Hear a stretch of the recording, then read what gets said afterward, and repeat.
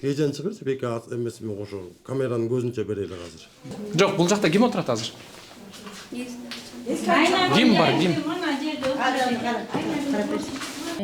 Кайсы учурда чекти алганга укуңуздар бар? Кандай маселеде бул мырза айтып атат, кайсы бир учурда алганга болот деп.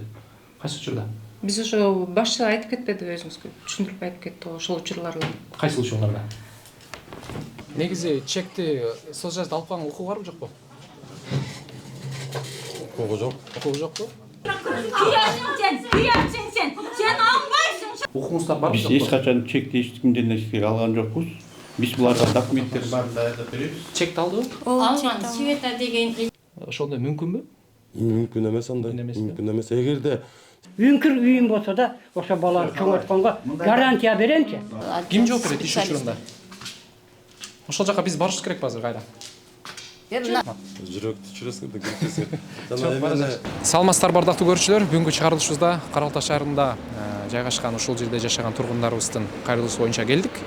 Бүйжамал айым аттуу кайрылган. Бул айымдын 1,5 жашар уулу жана 4 айлык кызы мамлекет тарабынан тартып алгандыгы тууралуу бизге айткан. Ошол тууралуу ушул көйгөйдү мамлекет тарабынан кандай тартып алынган, ошол тууралуу сиздер менен биргеликте көрөлү. Биз менен бирге болуңуздар.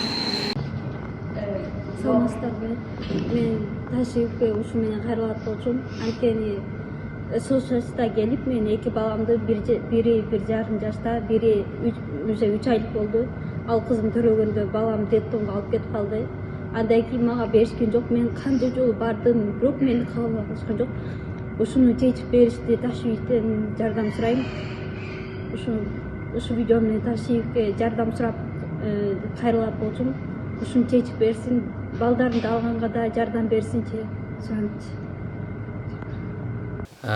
Айгүл айым деген бул ошол соцжазда иштеген айым. Сизди психбольницага өзү алып бардыбы? Жок, эки кыз менен барасың деп айтты. Кыздар сени алып барат деди да. Анан мен алып барат деди. Апам да жанымда бар болчу. Анан макул деп жана эки кызды ээрчип алып маршрутка менен Бишкекке бардык. Барсак, эже айтты, сен жапжакшынакай экенсиң десе, Айнагүл эже аяктан айкырып атат да, жок, жакшы дебегиле, буну жаткызыш керек, чыгарбагыла, биз документ жасабалыш керек деп. Айнагүл эже сен бияка келсең, мен сени каматам деп айтты. Кайка келсең, Кара Балтай келсең, кайрабы? Каматам, сени каматып үйөм деди да. Сени каматып үйөм деп айтты.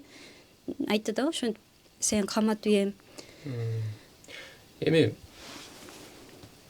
сизди эмнеге психбольницага алып барды? Эме врачтар менен сүйлөшүп коюптур да. Эме жанагы пособияга чыгарып бергиле депчи. Мындай эмелер алат. Неме иден ажырата, эне укугунан ажыратам, буну психологтан чогуу балдар ушундай кылып өздөрү болсо апарып неме барып келген, неме паспортун кегиже карап турганда, кегиже баласын да кызын да алып коюп документ жасаш үчүн ошентип келген да, булар документ жасабаш үчүн. Анткени документ жасатканда уже баланы документ боюнча алып коет экен да. Эч кандай зордук зомбул көрсөтүлгөн жокпу мына Айгүл эже тараптан? Ошо эме кабинетиге барганда эле күндөлүк болсо иттей эле неме күндүк эле айтат да, эме сени ким укмак эле деп айтат да. Сен ким укмак эле, каяка кайрылмак элең деп айтат да. Кол көтөргөн жок, эч нерсе болгон жокпу мындай? Бирок эме бир эже бар экен, ошо жагакка моп чапкан болчу да. Барга ооба кызымды, баламды бергиле десе, сага кайда кыз деп туруп моп жакамдан алып туруп жагыма чапкан болчу да ошол жердечи. Эмнеге? Жок, сизди эмнеге чапат алар? Ошо соцжазда иштегендерби? ошо дайым баш эле ошондой неме. Сен деле көрдүңбү, чоңго аяк бузкуп силкен бойдон алып чыгып берсин. Мына атасы да көрүп турган. Жана баласын көргөзгөндө. Жана баланы көргөзгөндө барганбыз. Ана мен айтым, мага бергиле, алып кетейин. Бул ыйлап туруп алды, бергиле деп. Ана муну бир килтейген аял бар экен, жетелеп эле жана баласын пыркыраткандай эле. Мынтеле ыргытты. Эшик жака түртүп салды. эле. Ана мага да бербеди.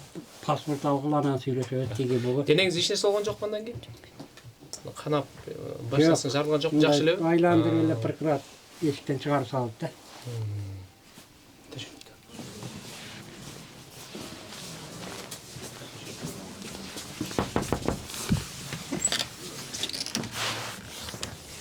Саламатсыздар. Рұқсат. Келіңіздер. Ассалаумалейкум. Сиз бул жакка отурасызбы? Тааныш алыңыз менен. Аты жөнүңүз? Асыналиев Асқат Уламбекович бияктын жетекчиси болобуз. Каралта сондон КТБнан да халк деле борборунун. Негизи бир жаран паспорт тапшырууда, эгерде паспорт алам десе, эң көп дегенде канча убакытта даяр болот? Эң көп дегенде 18-тен 20 күндүн ичинде, бирден суббота, воскресенье, могу дем алыш күндөрү кандай туш келип калат. Эң көп 18. Эми бир ай. Эгерде тапшырылганда танагы оплата кетет го кассага, ошол күндөн баштап саналат. Акча төлөндү беле? Ооба, акча төлөгөнбүз. Акча төлөнгөнчө. Бул айымдын азыр паспортун текшерип бере аласызбы бул жактан? Текшерип берейин, эмне берсеңиз, бир кагазыңыз, эмнеңиз бар? Жок, кагазда эме сурсасты алып койгон да. Жок, сиз түшүндүрүп берсеңиз, эмне болмаса, Бул эжекке тапшырган. Бирок ал кагазды соцжашты алып койгон, паспортко тапшырган кагазынчы. Жана эмени чекте бизден алган. Анан паспорт даяр боло элек деп, бул сентябрда тапшырган бул айым. Ошондо мүмкүнбү? Мүмкүн эмес андай. Мүмкүн эмес. Эгерде сиздин паспорт тапшырылып, атыңыз ким, чоңуз? Мындай да, сиз эгерде бизге тапшырып кетип, кассага жана төлөдүңүз да, чекти колго алдыңыз да, ошол чектен кийин жананча күндүн ичинде келбей калуу мүмкүн эмес. Анткени, если бир нерсе тура эмес болуп или ошибка кетип, заводдон возврат келген болсо, биздин операторлор сизге чалып байланышмак. Келиңиз, мондай ситуация болуп калды, кайрадан оформление кылайлы же оңдоп жөнөтөйлү депчи. Анан себеби эмнеден болот, аны мен тактап билип берели. Анан дагы бир нерсе. Эгерде бул айым тапшырды да, бул айымдын ордуна башка бирөө алганга паспорт Жок. Андайга мамлекет болсун. Укугу барбы? Жок, жок, жок. Укугу жок. Даже структуралардагы запрос менен келсе да бере албайбыз. Ал бирөөнүн личный өзүнүн жеке документи да. Анда ушул айымдын документ тактап берип койсоңуз. Бериңизчи, фамилияңыз ким дедиңиз? Койлубай кызы, э? Калбай. Калбай кызы. Х менен, э? Бүү Жамал, э? Бүү.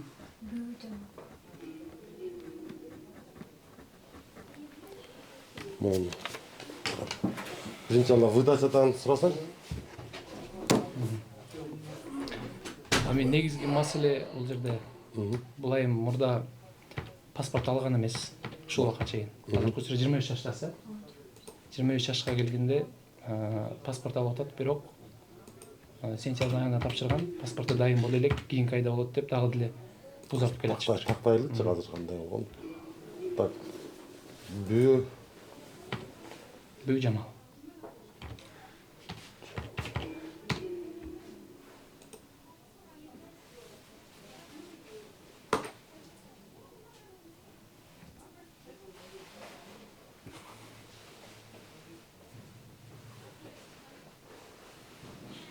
паспорт оформдетилген. Паспорт оформдеп кетилген. Ол сизби? Сизби? Кайсы күн болду? Так, 30-сентябрда 2024-жылы оформление кылынган паспорт. Негизи буга чейин чыгып калыш керек болчу. Чыгып калыш керек болчу. А эмне келбей атат, элбиздикилерден бирдеке сөз болду буга чейин. Мен просто мындай жалап көрө элекмин да сизде. Бирөө алып койгон болуш керек. Алып койгон болуш керек деп же Ошондой күмөн бар. Азыр тактап бериңиз, паспорту бул жактан алып кетилгенби же алынган эмес? келтирбей турабы? Паспорт бияқта экенби? Кежен чыгырчы, беке эмесиме кошо камеранын көзүнчө берели азыр. СМС келет деди, бирок СМС да келген жок да атамдын номеринечи. Аны СМС келген келбеген чоңуз биз контроль албайбыз, ал бизден Сизден көз каранды эмес. Көз каранды эмес да. Анан может быть келип силер карабай калдыңар, же өчүп калды. Ар кандай моменттер болушу мүмкүн да. Түшүнүктүү. А так бүгүнкү күнгө чейин мындай случай болбош керек. Мен мына бул тармакта канча жылдан бери иштеп келем, мындай эмес ситуация боло элек болчу да менин практикамда. Өзүңүз келип чоңуз сурадыңыз беле бияктан? Бизден келип сурадыңыз беле? Мен паспорту тапшырдым эле, келбей атат или. Анан эмне деп жооп беришти? Келдик деп айткан, СМС болуп барат деп айткан, СМС деп. Кайсы датада келдиңиз эле? Примерно, да? Мен сизге мындай допрос кылып аткан жокмун? Удачаны тиеден эле берейин. Тиги эмес бар да. чипти ачыш керек да. Эч Ошол эле барып туруп алып. ошо чөгөлүгү алып. Ачып бермеген болбойт да.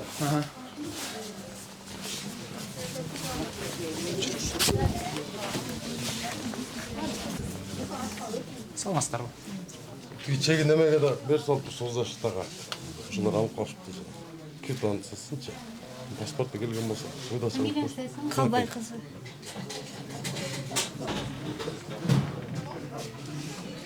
Негизи чекти соцжазды алып калган укугу барбы жокпу? Укугу жок. Укугу жокпу? Буяктыкы да. Негизи ал чек бизге эме үчүн эле оплата түштү. Төлөндү, төлөнгөн жок үчүн эле ал болду. Биз документтерди алдык.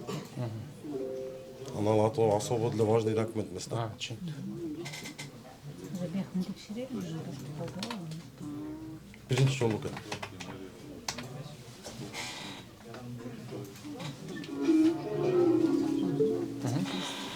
Чоң салыңыз. Чоң рахмат.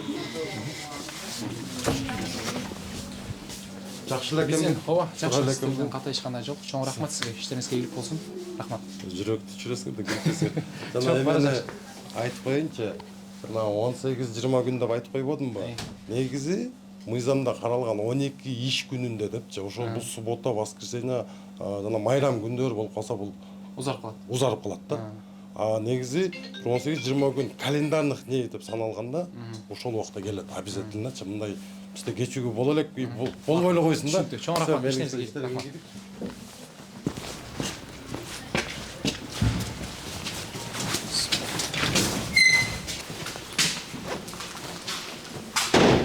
Саламатсыздарбы? Кабыл алуу бөлүмү кайсыл жакта болуп калат? Эми суроо боюнча.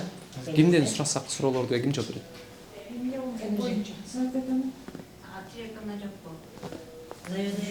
Орун басар ким? Орунбасарыбыз начальник Каяка кеткен? начальник. Ким жооп берет? Экиге бөлүнөбүз да. Жарымыбыз биякта отурат, жарымыбыз. Айнагүл жарым жокпу? Больничныйда, ну у нас сейчас этот, ты ЗАГС-то, уже здание-то, начальник-то. Бул жакта начальникта орун басарда жокпу азыр? Жок, орунбасар. Жок, бул жакта ким отурат азыр? Ким бар, ким? Айнагүл барбы жокпу? Больничныйда. Больничныйдабы?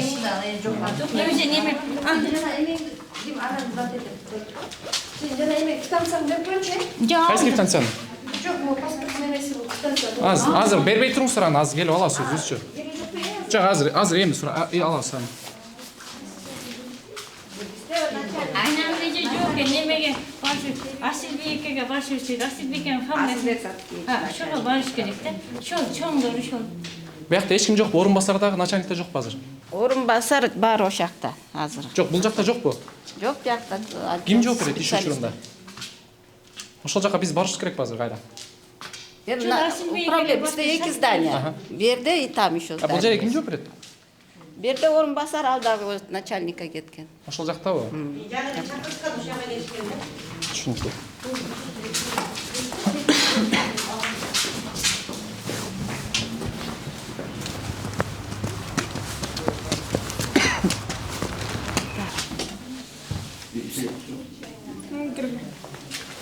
Салам.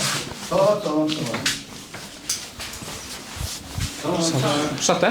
Рұқсат, келіңіздер. Кеңес өзіңіз таныстырып қойсаңыз, сатшы емес қызметіңіз. Мен Байманқоев Асылбек Саткевич, Жайылды районунун эмгек социалдык камсыздоо жана миграция башкармалынын башчысымын. Бирде менин орун басарым, Бактыгүл Тилековна. Мен силерди угуп атам. Бул айым таанадыңызбы көргөндө? Тааныйм. Саңыз керек. Тааныйм, бул айымдар менен Азыр биринчи суроодан баштайлы. Паспорт тапшырууда мисалы алар бизге чек берет го. Ошо чек менен келип паспорттун аласың депчи. Анан ошол чекти сиздер алууга укугуңуздар барбы жокпу? Башка бир жарандан. Эмне болгон чек? Паспортко тапшырат. Алар чек берет, ушу менен келип ушу негизинде аласың депчи. Ооба. Төлөндү. Ошол чекти сиздер алганда укугуңуздар барбы Биз жокпу? эч качан чекти эч кимден эч алган жокпуз. Биз буларга документтер барын даярдап беребиз. Чекти алдыбы? Алган Света деген эже звонить этти. Силерге не кереги бар десем, деп паспорт столбу болбосоңор десем, Майрам апкелбей жакшыраак деди. Дегенин мен апарып неме айыл өкмөт иштейт экен, апарып бергем. Жакшы, отуруп туруңуз. Азыр биз бул жакта кызмат ишчиси бар экен, бул жакта кирсек чекти берип коеюнбу деп суранды. Бирок азыр кое туруңуз деп алган жокпуз. Бизде бир материал бар. Укуңуздар барбы? Чекти булардын өздөрүндө болот. Биздин укугубуз жок. Бирок биз чекти алсак дагы бир маселе менен алабыз. Буларга биз мурунтан бери жардам берип келатабыз. Бул кишилерди бизди где-то 10 жылдан ашык 15 жылга чейин биз буларны иштеп келатабыз. Бул кыздын өзүнүн паспорту жок болчу, паспорттардын баарын кандай запростордун баарын жазап туруп, өзүнүн бизге тиешелүү жумуштардын баарын кылганбыз. Аны уже бул киши уже, по-моему, бүт документтер бар, только келип паспортун алыш керек болчу. Паспортун алыш керек болчу, бирок паспортун ала элек дагы бар, Келелик даяр болуп Кайсы учурда сиз айтып атасыз, кээ бир маселе боло турган болсо депчи. Кайсы учурда укуңуздар бар алганга чекти? Чекти мен айтам, может быть, дагы бирден тегилер менен сүйлөшүш керек. Булар маселесин мен билбейм азыр до конца. Бирок паспорт менен биздин кыздар иштеп атат. Биздин управление иштеп атат. Паспорттор жок болчу, паспорттарын алып бердик. Кыздардын, балдардын немеселери жок болчу, көйлөктөрүн алып беришкен бар тең. Кандай жардам болсо, мен өзүм булардын үйүнө дагы көп жолу барып келгем. Үйлөрүнө барып дагы ошол жерден жардам да берип, айыл өкмөттөргө дагы мындай көздөр айтсын. Турабы ким? Жардам берип атасызбы ким? Жок, жардам берип атасыздар. Бирок баласын алып коюп, кече мана алып келсе, күйөөгө Токтогул. Ал дагы бир өзүнчө укуңуздар болбойт. Бул кантип күйөөгө тийет? Баласын алдырып жиберип, эне туруп. Отуруп туруңуз. Анда сизден канаттан жооп алган жокпу? Сизде бул ат жөнүңүз? Куланбаева Бактыгүл Тилек. Орун басар. Кайсы учурда чекти алганга укуңуздар бар? Кандай маселеде бул мырза айтып атат, кайсы бир учурда алганга болот деп. Кайсы учурда? Биз ошо башчы айтып кетпеди өзүңүзгө, түшүндүрүп айтып кетти ошол учурларда. Кайсы учурларда? Эгерде турмуштун оор кырдаалынан кабылган болсо, ар кандай документтерин мисалы өздөрү барып ала албаса же чуркап бүтүрүп алышпаса, биздин соцработниктер бар, соц кызматкерлер барып алышат ошо. Жардам берүү түрүндө эле. Жардам берүү максатында. Биз булардан чек алып башка жака жиберип же да башка эметип аткан жокпуз. Биз чекти алсак, чекти алсак, ошол чектин бир демелерин дагы чечиш керек, чоңго барыш керек. Буларды канча жиберебиз, барып туруп кайра кайрып кетет. Мен булар менен мен кыздарым демеле тыгыз иштеп келатышат. Бир эметсе, бир мынакей айтсын ошол жерде турушат өздөрү. Жакшы. Анда бир маселе. Бул Жамал айым айтып атат. Сизге кайрылып келгенде канча жол келдиңиз негизи? Мындай жалпы. Негизи уже келатам балдарымды алып койгондон бери эле бериңиздер деп келатам. Келатам күнүгө келем, балдарым бериңиздер деп. Бул эже өзү айткан, сени больницага апарып текшергенде таза чыккам. Бул эже өзү, мен сени керек болсо, мен ошо псих больницадан үйгө болсо да дары алып сага берем, анан балдарың берем деп айткан да ушул эже. Анан мени кабинетине кирип, монт жаакка чабып, неге биз мени айтышасың деп монт эме кылып, балдарың көрбөйсүң, бербейм деп айткан. Бижама көчүп калбай атпайбы. Мындай да балдар мындай ачык эме сүйлөшөлү. Бул семьяны менен көптөн бери иштеп келатабыз. Бул Халыбайдын кызы, атасы да бар, апасы да берде турат. Өздөрүнүн үйлөрүнө барсак эми кандай акыбалда экен эме көрдүк. Кандай маселе болсо жардам бергенге эле аракет кылып келатабыз, бирок булар өздөрү бир аракет кылбайт да, мындай жакшы жашап кетели, моюнун жашына кылып коелу депчи. Анан калп сүйлөгөндөр да аябай жакшы көрөт. Могул особенно ким бул кыз атасынан жамандайт, апасынан жамандайт. Көзүмчө да сүйлөштүк, ал жогу да сүйлөштүк, кийиниси бар болчу анын бөлмөсүндө сүйлөштүк. Анын келинчеги боюнча сүйлөштүк.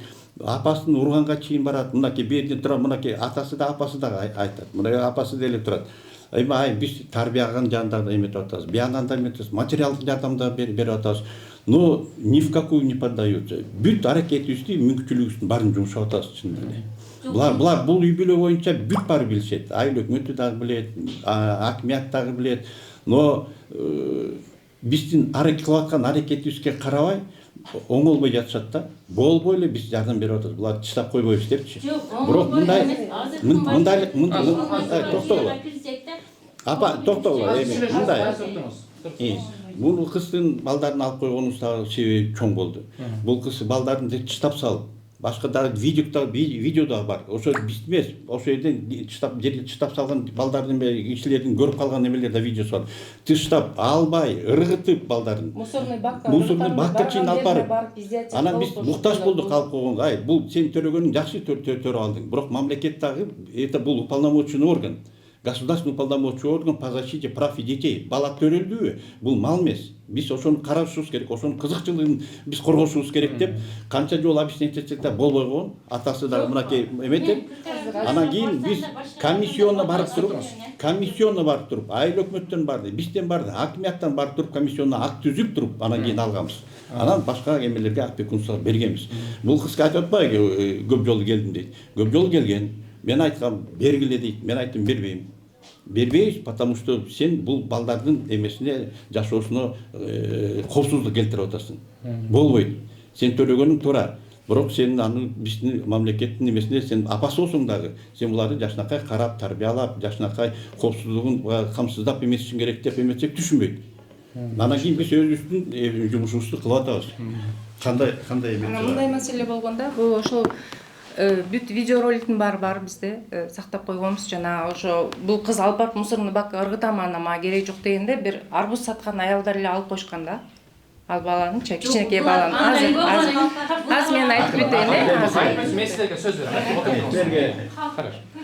Анан күнүгө келген үчүн күнүгө келбейт, күнүгө эмес, бирок 2-3 күндө бир келип турат. Анан келгенде да биздин компьютердин баарын талкалап кеткен да, келип ыргытып. Анын баары видеоролик, бизде видеокамера бар, анын баарын көргөнбүз да. Анын баары ошо. Анан өзү келип эшик-бешигибизден бери тээп, ал деген мамлекеттик зданияда, имаратта ошонун баарын неметип кеткен да, талкалап, тепкилеп кеткен. Ага деле унчукка жокпуз. Камераңыздар барбы? Жок, биякта жок, тиякта бар. Тиякта бар. Компьютерге сындырдыбы?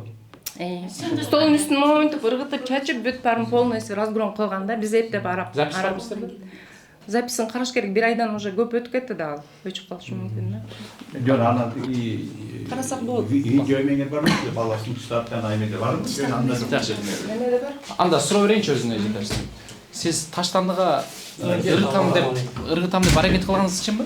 Жок, мен базарга баргам. Базарга барып, ал жакта эжекем соода кылып иштейт болчу. Базарга барсам, бир аял туруптур. Могу Сошаштан келдим, мен Сошаштан менен сүйлөшүп, сен балаңды алам деди. Мен баламды бербейм, тыштабайм. Мен ашы мусорда жок болчу ал жерде. Мусор ящикте жок болчу ал жердечи. Эчтеге жок болчу. Анан Сошашта келип, балаңды бер, мен сени видеого тартышты ал жерде, ооба, видеосу бар. Бирок эмес жок болчу. Мындай мусор ящиги эчтекеси жок. Бир эже сот менен болсо да сенин балдарың начальник ошо паспортко барам деп алып койгон да ошол жерде. Биздин соцработник аяка барганда биз аны кийинде билип атабыз. Бирок бул үй бүлөнүн ичинде, ич арасында кандай эмелер болуп ататына калбай, канча экөөбүз жакшынакай сүйлөшүп, токтогула. Биз мындай кылалычы, мындай кылалы. Телевидение келип тартып эметип атасыңар, бул эң жакшы. Бирок мындай ортодо эметкенде калыстык деп анан кийин сүйлөшүш керек да. Калбайды мынакей барганда канча жолу барып, өзүндө барып сүйлөшүп, бутана пособие эмелер баарын өзүбүздүн колдон келген мамлекет жактан кандай колдоо көрсөтөт, ошолордун баарын кылганга аракет кылдык. Мына өзү отурат өзү. Бирок өзү айткан, көп сөздөр болгон, кызы жөнүндө. Апасын урат, биякысын эметет, тиягын талкалайт. Эми карасаң, эми өзү да анда ал кезде балаң жок деп айтасың. Ал кезде эми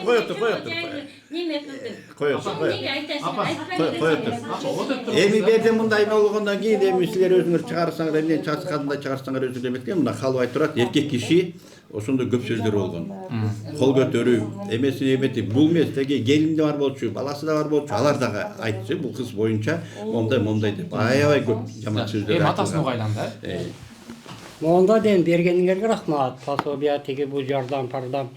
Анан мен жакындаштырууга кеттим. Кесем о кызым өкүрүп ыйлап отуруптур. Не болду десем, балама барсам, тиги сен айтты да барсам начальниге балаңдан үмүтүбүз, балаң уже бирөөгө берилди, экинчи бул жакка баспа деген. А мен да күйүп кеттимчи. Анан бияка кайрылдым. Мен Ташиевке прямой барайын дедим, жолун таппадым. Анан элет көйгөй бар экен, тааныштарым бар экен. Ушуларга кайрылып келип отурам. Анан билбейм анын арагын. Кудайдын астына отурасыз. Кызыңды багы кебирде эмес көп калп сүйлөгөндү сен өзүң деле билесиң, өзүң да айткансың. Туурабы? Мындай калп сүйлөп коебу? Я, ким? Калбай, туурабы? Өзүң да айткансың. Көп мындай калп сүйлөп коет, минтип коет, кийинтип коет. Башка жаман сөздөрдү да айткан эме болгон, сенин оюнча да. Ал боюнча мен өзүм үйүңө барып айткам. Анан эч кандай андай сөз болгон эмес. Үмүтүңдү өсүп кой, эметип кой депчи. Көрсөт деди. Хорошо дедим. Бүт баарын тең тактайлы, бүт баарын тең эметели, условиянын шарттарын түзөлү. Анан кийин сага көрсөтөбүз деп. Потому что мунун балдары опекунство берилип калган. Өзүнүн багы база данных бар. Ошо базага кирилип, кандидат болуп кирилген опекунга биз жакшы кишилерге беребиз. Жашынакай тарбияланып, жашынакай жашап атат. Эч эмеси жок. Бул биздин укугубуз. Балдарга коркунуч, балдарга коркунуч келсе, кичинекей балдарга коркунуч келсе, ата энесинин жагынан болобу, башка бирөөнүн жагынан болобу, мамлекет өзүнүн карамына алат. Биз только ошол жагынан эметкен жокпуз. Берген бир эме болгон, мүмкүнчүлүк болгон мамлекеттик кандай мыйзам чегинде болгон эмелердин баарын көрсөтүп атабыз. Андан тышкары да көрсөтүп атабыз. Күн помощь келеби, эмне келет, бүт баарын ошол жака жумшаганга биз аракет кылабыз да. Бул үйлөнү билебиз биз. Айыл өкмөт да билет. Айыл өкмөткө да кайрылабыз. Канча жардам берип атканын. Жардам берип эле жүрөбүз, башка эчтеке жок. Бул боюнча мынакей баланы бергиле. Жок, аделе чечиле турган маселе. Биз совсем эле ал балдарды берип туруп багы иностранныйга берип аткан жокпуз. Ал ошол жерде эле ал балдар жашынакай тарбияланып атат, жашынакай багылып атат. Мурун көргөн бала, эми азыр көргөн таза асман менен жердей. Асман менен жердей. Бул жашынакай үйлөрдө багылып атат. Эч мындай силер мындай тиги эметпегиле. Бул кыска да айтам. Балаң жашынакай эметип алат. Силер оңолгула. Жашынакай болуп тургула бутуңарга. Башка эмелерди да эметпейли. Айыл өкмөткө да сүйлөшүп эметкенбиз. Жети бала чоңойгон. Эки баласы кантип чоңойгон? Кое тургула, кое тургула. Силер бирөөгө бергенлерге акыңар жок. Өзүгө кайтарып береле экен дешек. Аны берелек биз. Биз бала чоңойду. Баланы үйдө. Ооба. 6 айга чейин биз опекунствого бергенге, мен өзүм приказ менен бергенге мен укугум бар. Бала коркунуп чыдайм деп турса, ошону бергенбиз. Бала жашынакай көзөмөлдө, эч эмеси жок, алар деле көрсөңөр болот. Бирок биз азыр кандай болсо да балага бере албайбыз. Балага бере албайбыз. Еще биз документтердин баарын жана бизде райондо акиматтын астында комиссия по делам детей деген бар. Ошол жака да коебуз. Муну мурунда чакырганбыз, ошол жака чакырылган бу дагы. Bir жолу келип, эметип чакырылып эметсе, ошол жактан баарын тең тепкилеп, баарын тең эметип, эшикти талкалап, баарын тең чыгып эметкен, анда эметкен. Анакей. Ошо бул теги сөзү болгон. Силер антип эми кызыңар токто. Атасын да. Силер мындай кылгылачы. Мындай кылгыла. Биз эч качан кайтарып берген каршы эмеспиз. 6 айга чейин эметип турат. Биз буларды көзөмөлдөп карап турабыз. Жакшылап оңолдук, үйүн шарттарын көрдүңөр. Аны эми жыйнап тазалап эметип койсо деле, может быть, силер барганда бир жакшыраак болуп калды, потому что биз дайыма өзүбүздүн кыздарды, соцработник, айыл өкмөттөр жүрөбүз. Карап тургулачы. Если эметпесе, тиги мугалимдерди школдо дагы эметебиз. Если эметпесе, силер давайте өзүңөр жардам бергиле деп. Эми өкмөт тең жашынакай кишилер, халыбайт аябай жакшы киши. Анан мондай ситуация болгондо биз мындай кайдыгерлик карап отура албайбыз биз. Аны деле баягы штаб койгон эме. Эми эмне деп айтам? Мен кыздарым уруп жерди, мынтип жерди деген эми баягы выдумка. Эч выдумка. Мен кыздарым уруп жермекти көрүп, жаман да сүйлөп эметпейм. О, видеону көрөлү, көрүп койгула, көрүп кой.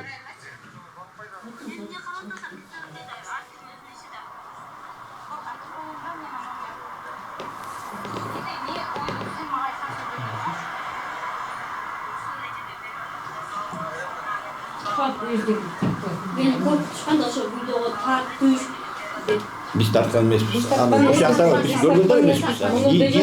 Giyin berip atır. Biz bağı izildeyiz de. Бар кандай болуп калды, эмне болуп калды, каяка таштады, каяка эметти деп ошондон кийин чыгып изилдегенде анан чыгып атат. Мына бул өзү мына Senin de üyüm Akırın, akırın. Senin de malların var. Akırın. Bir ayda aydan bir küyüyorsun sen. Küyüyorsun artık 40 yaşına kalmayın. Akırın. Эме көрдүк. Эми Мындай кылалы. эми балдар мындай да. Эне да. Ооба, ооба. биз түшүнүп атабыз. Olsa sen. Мен сага айтпадым беле. Sen kırkansın, darbe satın ardına kırın. Küyüyorsun sen, küyüyorsun sen. Sen anlarsın şu kalkeden video yapan. Anlarsın sen. Bazarından kırın. Мен видеону мен тапкан жокмун. Gel sana bana gelin. Мындай да. Sen kırasın, baldarından kırasın, kızlarından kırasın. Sen darbe satın karşılığısın da kırasın, sen kırasın. Kuday kırasın. Ким халбай? Kudaydan kırasın. Эми халбай, мындай да. Эми Эжеке, тинч отуруп туруңуздар. Апа, Мындай да халбай. аласыз. 1 мүнөт. Туруңуздар. Халай, эми сен билесиң биздин элебизде, биздин силерге кандай кылып атканын билебиз. Биздин өзүбүздүн максатыбыз дагы, иштей турган ишибиз дагы өзүмдүн кыздарыма, аппаратыма кандай киши келбейби? Кандай киши келет, эметет, жаман айтабы, жакшы айтабы, жакшынакай кылып кабыл алып жөнөтүп бергиле. Туура сөзүңөрдү айткыла. Багы эме бергенде, суроолоруна жооп бергенде бүт баарын так айтып бергиле дегенде постоянно талап бар. Дат эле ошондой кылып келатат. Менин кыздарымдын көп кыздар тең көптөн бери иштеп келатат. Бул маселени көп билебиз. Эми халбай, мынакей, бул эки кызың менен жолдошуңду билесиң. Сен өзүң эркексиң. Кандай биз силерге жардамды кылганга бүт мамиле эметкен Токтоп туруңуздар, сүйлөсүңүз. жардам бергенге аракет кылып атасыз. Сен өзүң эркек башың менен канча кайрылып атасыз сага, ай мондай кыла, тигиндей кыла, эмелерди эметкиле, молларды, анан өзүң дагы мурунда мындай да. Эми башка бүт все, что мы хотели, должны делать, сделали, еще больше сделали, не будем делать. А мындан ары деле кыла беребиз. Мындан ары да жардам беребиз. Калбай.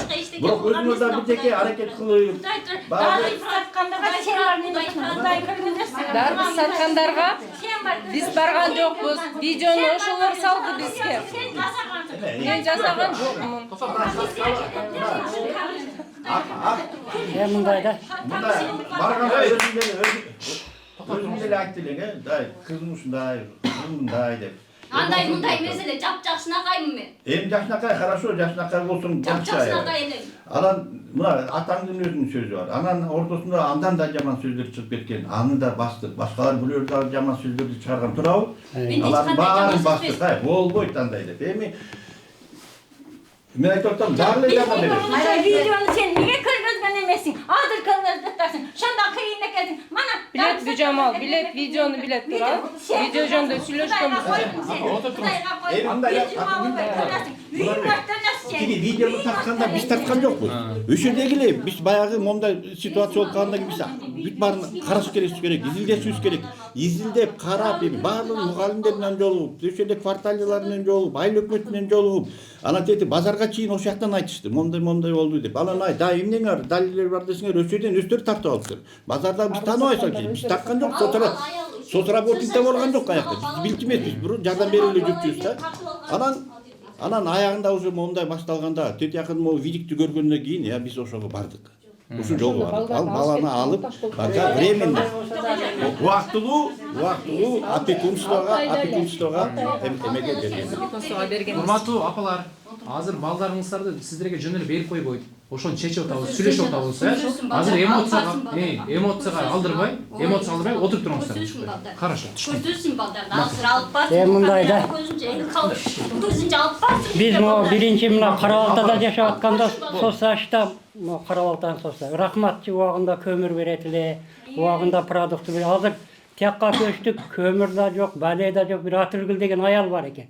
1 айлык пособияны жеп кетти. Кудай үстүндө туратчы. Кече жакында көмүр бер десем, Карабалтада жылына берет элем десем, билбейм. биякта жетишпегендер көп, бербейм деген барчык жогол dedi. Мен барар жериңе бар деген мен айттым, мен адамым бар дедим, Кудайга шүгүр. Мен Алла жардам берет мага деп, жөнөп чыксам артымдан чыгып, байке сизге көмүр берилет экен, мен карап аптырмын деп кече көмүр берди. Бербейм деп туруп берди да. Мындай болбойт. Бирок бир эле мен эмес, Атыргүл көөнү ыйлатат экенчи. Көп клиент келет экен, адам эшексиң мындай понимать этпейт. Сиздин кызматкериңизби? Жок, ал айыл өкмөттүн социалдык маселелери боюнча адиси. Ал эле аракет кылып иштеп эметип атат. Анын айтканы да бир жагынан туура. Багы киши бизде мен айтып атканда ашырып эметип айтканды жакшы көрүшөт да.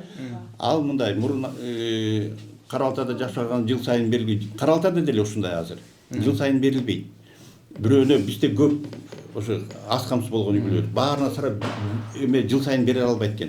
Быйыл бирөөнү беребиз, экинчисинде дагы кийинкисинде беребиз дегенде болгондо очередь ошо. Айыл өкмөт көмүрдү бергенге алардын деле мыйзамында жазылган жок. Именно көмүр берсин же да бирдеме берсин. Просто алардын бюджетинен мүмкүнчүлүгү болсо, ошолорго жардам бергенге өзүнүн бюджетинен каралсын деген эме бар да. Анан ошонун негизинде алар деле берет. Анан алардын эмесинде алардын бюджети азыраак. Алар бир жылы буларга берсе, экинчи жыл башкаларга берет. Бизде районубузда, шаарыбызда аз камсыз болгон үй-бүлөлөр көп. Баарына бере албайт экен. Баарына берсе бюджеттин баарын буларга берип коюш керек да. Ошон үчүн аны бере албайт. Анын айтканы деле туура. Туура түшүндүрүп эметип атса, анан кийин баары тең эле тескери кабыл алуу эле, анан ашырып айтып эле эметип атат да. Ал деги көп жылдан бери иштеп келаткан адис, может быть, багы на высоких тонах сүйлөшүп коюш мүмкүн. Но дагы өзүнүн эмесин, милдетин так аткарган. Мен алар специалисттер, айыл өкмөт мага багы чогуу иштешебиз, координировать эткен мен аларды дагы жума сайын берге келишет мага, именно планёркага, жума сайын планёрка өткөрсөм, аларга да ушундай эле требование. Бүт кандай мүмкүнчүлүк бар айыл өкмөттөргө. Мына жакында эле айыл өкмөттөрдүн отчеттору болду, пландаштары болду жана 25-жылга. Мен дагы ошо комиссиянын члени болуп, ошо специалисттерге айтып аттым. Пландап эметип атканда силер өзүңөрдүн вопросуңарды киргизгиле. Канча ошо жерде аз камсыз болгон үй-бүлө бар, канча жетим бар, канча ден соолугу мүмкүнчүлүгү чектелген адамдар бар. Ошолорго кандай жардам бере алат айыл өкмөт? Өзүңөрдүн приложенияны киргизип, ошо бюджетке киргизгиле деп маселе коюп атам мен аларга дагы. Түшүнүктү. Демек буга чейин жардам берип эле келген бул. Берип эле келаткан, постоянно эле берип эметип барганга эч кимдин мүмкүнчүлүгү жок экен. Аракет да кылыш керек. Жакында эле биз эмелерге общественная работа, оплачиваем общественную работу дейт, аяка эметтик, дагы мүмкүнчүлүк болсо эле биз ошол жака эметип атабыз. Жумуш ордуна жакшы эме экенсиң, давай жумушка иштей албайм дейт, орукчалмын дейт. Тиги апасы дагы ошентөт, эми кызы дагы ошентөт. Эми жалпы канча ай болду балдарын алып койгонсуздарга? 2 ай болуп калды. 2 ай болду. Демек 6 айга приказ чыгаргансыз. 6 айга биздин барым 2 ай эмес 4 ай. 4 ай болду. 4 ай болуп калды, 4 ай. Эми 2 ай. Эсте жок эми. Биз бул кишилерди үйүнө барып көргөнбүз, жагдайын карап, анан чынында эле баягы адилеттүүлүк болуш керек халк ортодо, бирок үйү жооп бербейт балага. Эми бул жерде маселе 6 айдан кийин, мына 2 ай калыптыр дагы. Баланы кайра кайтарып алууда буларга кандай талап коесуздар? Биринчи талап. Эмне талап койгондо эмне кылгандан кийин бересиздер кайра? Берди мындайда, Мунарбек дедимби, Мунарбек. Даже биз үйдүн условиясын деле караган жокпуз. Үйдүн условиясы болуш керек, шарттар болуш керек. Ар бир балага өзүнчө жашынакай жашай турган комнатасы, жулуу болуш керек. Андай бир условиясы жок. Жок, карайбыз, мынтебиз, жардам берсек эметебиз дегенде биз аны көз жумуп калады, эметсин деп. Но морально-психологическая сторона. Отношение мамы к своим детям. Отношение бул жакшы эметет, бул багам мындай тигиндей деп, тиги деле бири-бирин урушуп, талашып эметкен деле маселелер болуп атат да. Ошо эмеде кандай бир эме болот? Мен жеке оюм кандай эметпесе да, бул кыздан полностью эле лишение материнства дедим. Лишение родительских прав. Потому что она не способна воспитывать детей, выращивать детей. Жетим баласын багып ал, мен балам багып алгыча көрө. Мен балам берсин. Анан мен деле түшүнүп атам бул кыздын эмесин. Но если 6 айга чейин дагы биз карайбыз, мониторинг бар, биздин өзү план түзүлгөн, булардын эмне иштеп турабыз. Если жакшы болуп, оңолуп, жок, бүт баарын түшүнүп эметебиз десе, кайтарып беребиз. Жок, ушул эле состояниеде болсо биз бере албайбыз. Неге бере албайсың? Жети бала өтөрүп чоңойгон. Шалек бала калганда сен эме алып экен. Олорго не? Олор немеде жашап, этажда жашап чоңойдубу? Шол эле неме болду? Шондо албадыңар. Мана силовиясы жок. Манандай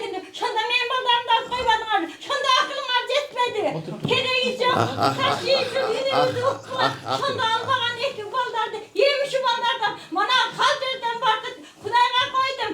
Bir cuma olmay Kuday görgöze küyesin sen. Мына халвайды алчы, халва. Мындайда ошо баланы алган убагыңарда мына алыпсыңар, неме үйү начар экен деп. Ошол убакта эртеси мен келдим. Мен багып алайын. Тиги бугу ошо жетип ала, ошо жепирейген үйдө чоңойду. Алла таалам кандай азап берет, бул комфорт үйдөгү байга береби, же бизге окшош кедейге береби, Алла тааланын колунда барыбызчы. Ошондо эле мага жакшына берип койгонуңарда чоңоят эле ошо балачы. Ошо жетип алам өлбөгөн бул деле чоңоят. Эми билбейм, эми уже кызым эмчеге оруп, анын күйүтүн акыретте ошо ким кыйнаган ошого койдум мен. Мен бир гана Кудайга койдум. Анан Ташиевке прямо Инстаграмдан чыгайын десем жолун таппадым. Бияк Алла таалам насип кылып, бул журналистте неме элет көйгөйү деген неме бар экен. Ушуга неме кылып бияктан чакыртып, эми сураныч ушу баламды өзүмө кайтарып, каерде факты көргөзгүлө тирүү же бирөөгө кеткен, сатылып кеткен, жана сен мен жокта айтыпсың, балаң бирөөгө бердик. Уже үмүтүңдү экинчи биякка баспа депсиң. Ошондой болсо аны көрөлү, иши кылып неберемди колума бергиле, үй да бербегиле, пособияны да кыскартып таштагыла. Мен тачки түрсөм базарды, ошо баламды бакканга кудуретим жетет. Үңкүр үйүм болсо да ошо баланы чоңойтконго гарантия беремчи. Барып кабар алып тургула, ошо үйдө бала тирүү же бирдеке болду, ачпы, зарбы, жардам берет аткан силер, үй берет аткан силер, анан ошо бизди кыста моундай условияны Түшүндүк. Geçmese mına kızım bizge uyku vermeye kaldı. Tünde balam deyip kıykırıp bala da maga uyku vermey. Men öyle oylan istut bol. Ertenden istut olsa hiç kim maga. Түшүнүктүү, мындай кылалы. Ооба, акыркы жыйынтыктап коелу. Акыркы жыйынтыктап. Жок, мурун ушундай болчу, только вдовам деген. Түшүнүктүү. Мен кызым Эми мен аны арабтардын өзүнөн да уккам, багы жайгаштырып атканда бияктан да уккам, именно вдовам деп, азыр эле башкача мээт этилип калбаса. Эми билген майта жиночкаларга да берет.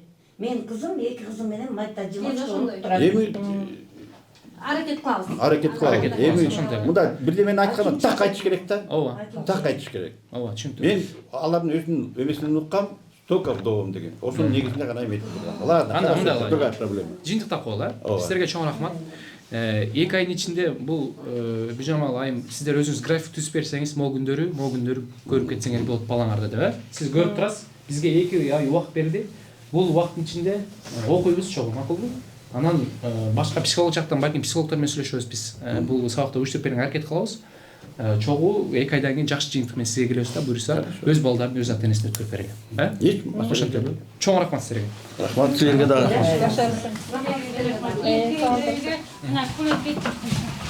Ардактуу көрүүчүлөр, бүгүнкү жагдайды өзүңүздөр көрдүңүздөр. Ар бир ата-эне балам деп сизде алсын. Бул үй бүлөлөр дагы албетте өздөрү күнөөкөр эмес. Бул жерде Кудай таалам жазган бир тагдыр десем болот.